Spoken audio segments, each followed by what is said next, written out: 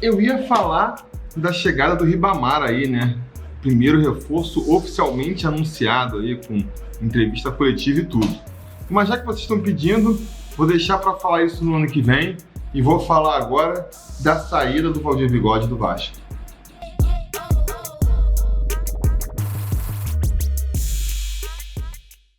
Fala, torcida vascaína, Felipe Tiru de volta na área e hoje vamos comentar aí a reformulação na comissão técnica do Vasco, né? A saída do Valdir Bigode, não é mais o assistente técnico fixo do Vasco, né? Foi substituído pelo Ramon, que os mais novos chamam de Ramon Menezes, mas para mim vai ser sempre só o Ramon, craque do Vasco, ali do finalzinho da década de 90, né? Fez parte daquele time que foi campeão brasileiro, que foi campeão da Libertadores. Vem então para assumir o posto do Valdir. E além disso, foi anunciado também a volta do Carlos Germano ao Vasco, dessa vez para ser coordenador dos treinadores de goleiro da base. Antes da gente entrar no assunto que todo mundo quer saber, que é a questão aí do Valdir, vamos falar então o que eu achei da chegada desses dois novos empregados do Vasco, o Ramon e o Carlos Germano.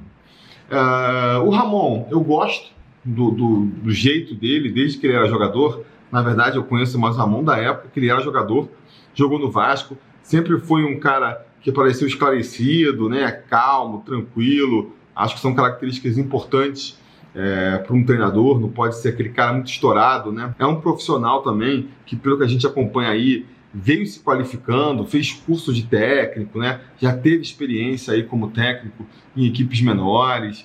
Então, acho que é um profissional aí que vem fazendo mais o trabalho certinho para chegar a técnico de um grande clube um dia.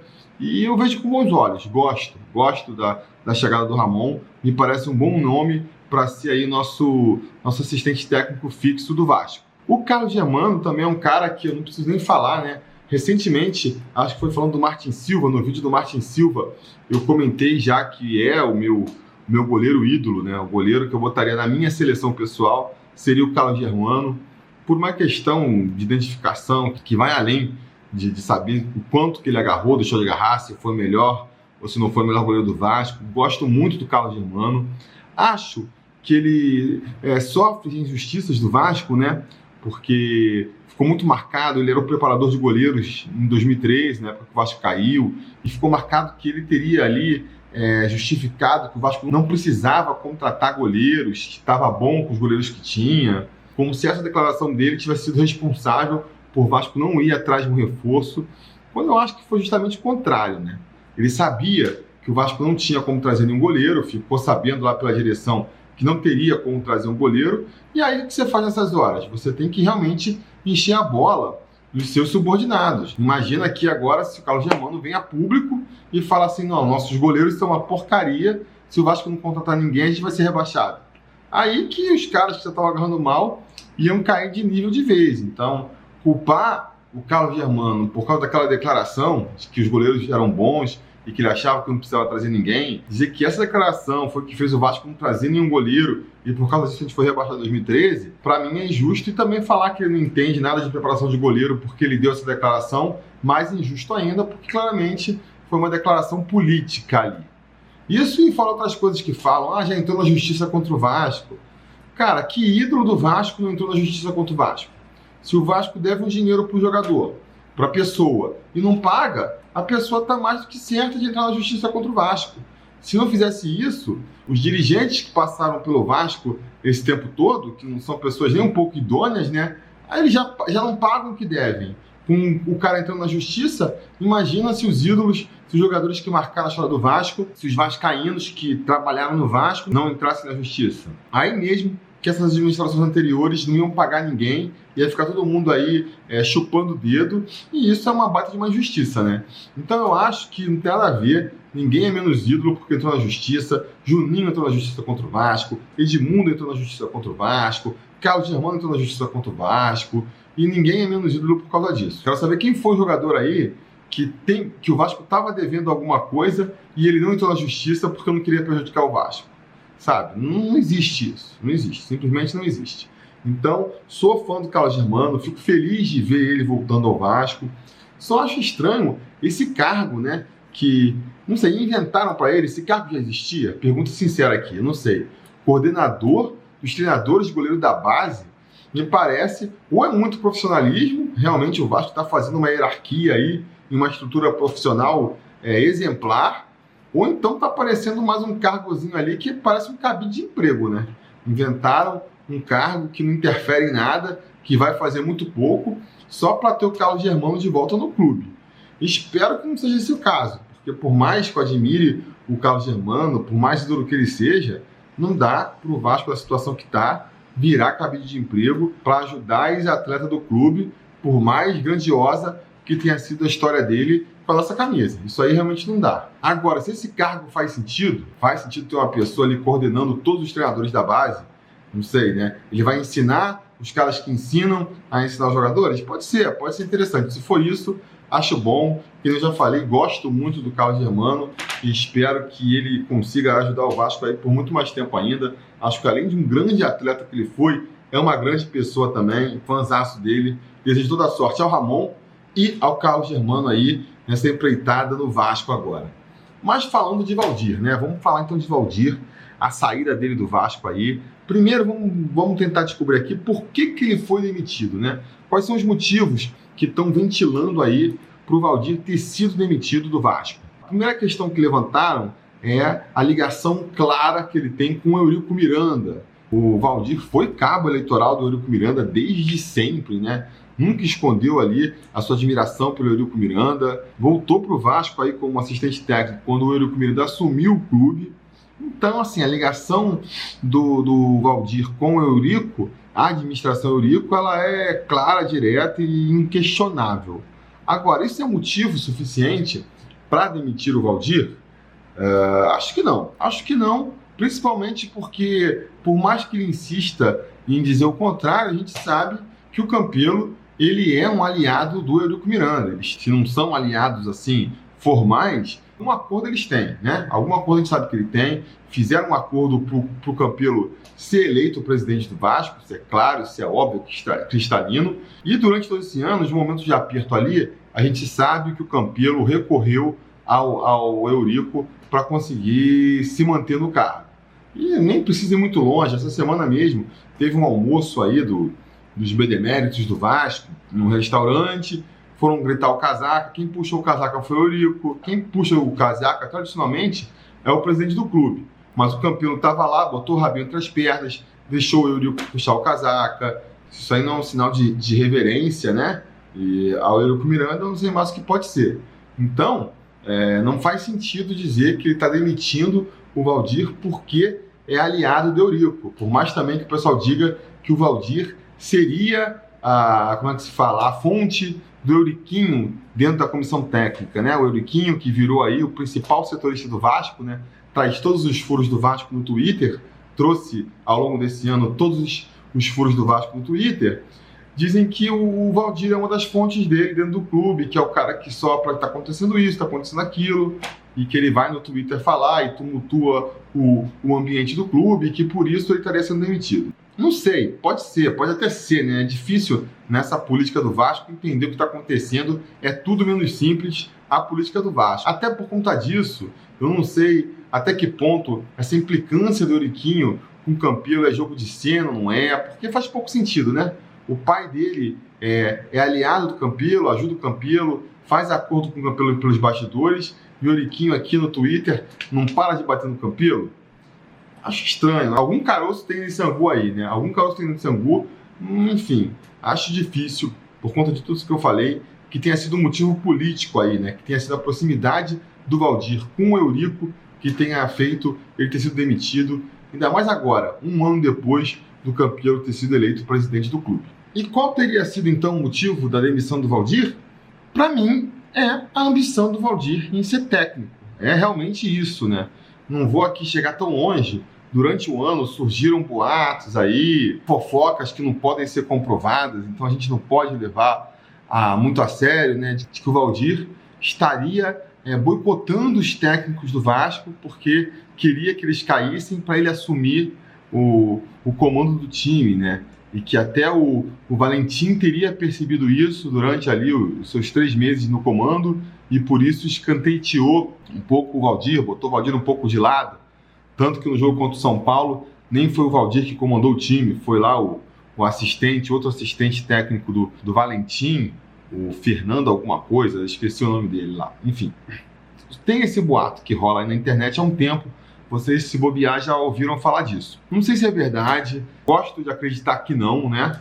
Porque tem o Valdir em mais alta conta, é um ídolo meu também, é da mesma geração do Carlos Germano, um cara que fez muito gol e deu muita alegria pro vascaíno da minha geração. Mas independente disso ser verdade ou não, é fato que o Valdir quer ser técnico há muito tempo e mostrou publicamente descontentamento a não ser efetivado. Quando o Zé Ricardo saiu no meio do ano, e ele comandou o time ali, não lembro por quantos jogos, não foi muito tempo, né? Porque logo anunciaram o Jorginho como novo técnico do Vasco, e ele falou publicamente que estava chateado, que achava que ia ter uma chance, né? Que achava que a diretoria ia confiar nele e não confiou. Então, assim, a partir daquele momento ele ficou explicitado que ele queria ser técnico, ele falou isso várias vezes, e a própria justificativa do Alexandre Farias para demitir ele agora, falando que ele está preparado para ser técnico, aponta nessa direção, aponta que esse foi mesmo o motivo.